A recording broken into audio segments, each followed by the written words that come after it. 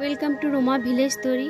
High দেখো বন্ধুরা, আবার চলে এসেছি বাগানে গেছি। আমি দেখছি যে বাগানে অনেক রকমের শাক হয়ে আছে। মানে রোজ যাইনি, মাঝে মাঝে যাই। দেখো এখানে পুঁই শাক হয়েছিল, সেই পুঁই শাক তুলেছি। তোমাদেরকে পুঁই শাকের রেসিপি করে দেখাবো। দেখো এখানে এসে কুমড়ো আলু কেটে নিয়েছি, আর পুঁই শাকটাকেও কেটে নিয়েছি।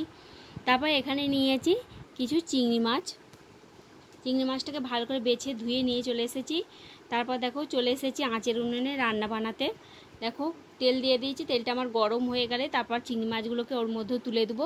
মাছগুলোকে ভালো করে ভেজে নেবো, উল্টি পাল্টি মাছগুলোকে ভেজে নেবো। চলো তোমরা পুরো ভিডিওটা দেখতে থাকো কিভাবে আজকে আমি পুঁই শাকের রেসিপিটা বানাই।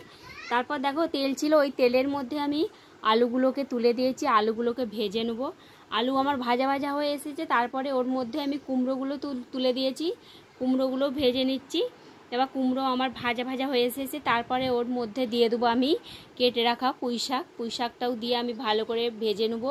দেখো ভাজতে পুঁই শাকটা অনেকটাই কমে এসেছে। দেখো তারপরে আমি ওইটাকে ঢেলে নেবো আলাদা জায়গাতে।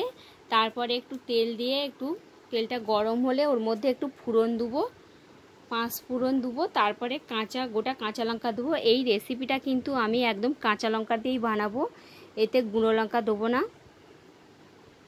দেখো দিয়ে আমি ওর মধ্যে সব সবজিগুলোকে আমি ঢেলে দিচ্ছি।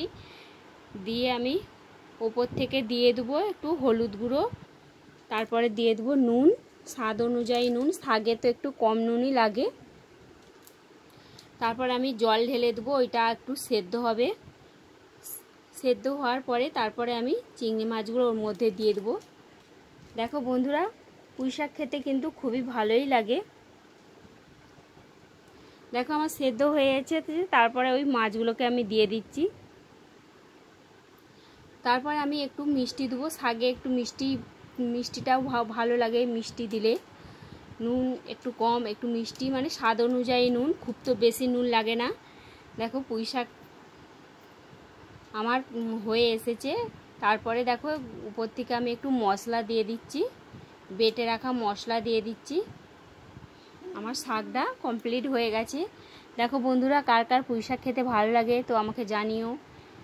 তো একটা লাইক করো, কমেন্ট করো, শেয়ার করো, আমাদের পাশে থেকো। তারপর দেখো আমি একটু টক বানিয়েছিলাম, ঢ্যাঁড়স আর চিংড়ি মাছ আর মাছের ডিম দিয়ে টক বানিয়েছিলাম। আমি ভিডিওটা এখানে শেষ করছি। ভালো লাগলে আমাদের পাশে থেকো।